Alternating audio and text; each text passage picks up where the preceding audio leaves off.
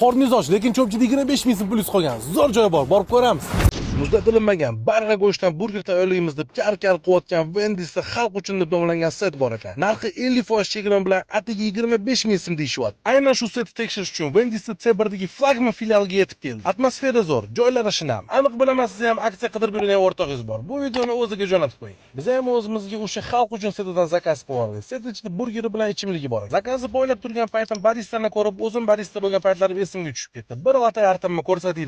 O'xshadimi, o'xshamadimi? Kommentariyada baho berib keting. Zakaz ham cho'zilmadi. Ko'p kuttirmay tayyorlab berishdi. Sizlar ko'rishiga baho berasizlar. Mazasiga ham to'ngidek men baho beraman. Burger kichkina ko'rinsa ham, lekin mazasi juda ajoyib. Qorinni to'liq to'ydirmasligi mumkin, lekin qorinni aldab turishga aniq yetadi. Ko'rinishi kichkinaligiga qaramasdan shu burger kotletiga 115 gramm go'sht olinar ekan. Qo'rqmasdan ayta olaman, 25 mingga aniq arziydi. Hech bo'lmasa shunaqa 25 mingli set olib berish kerak bo'lgan o'rtog'ingizga videoni jo'natib qo'ying. Bu aksiya faqat 17-fevralgacha amal qiladi. Bundan tashqari bu joyda nonushtalar ham bor ekan. Masalan, mana bu zavtruklar. O'rtacha 16 ming so'mdan boshlanar ekan. Mazasi zo'r, ayniqsa amerikancha nonushta o'zgacha. Lekin shu zavtruklardan bahramand bo'lmoqchi bo'lsanglar 12 gacha yetib keladi. Menimcha bu video ham foydali bo'ldi, lekin siz har doimgidek like bosish esingizdan chiqib qoldi. Oxirida bo'lsa o'zimizning ketimizdan tozalab, ko'filarimizni sirpantirib duo qilib ketdik. Faqat Telegram kanalda bor.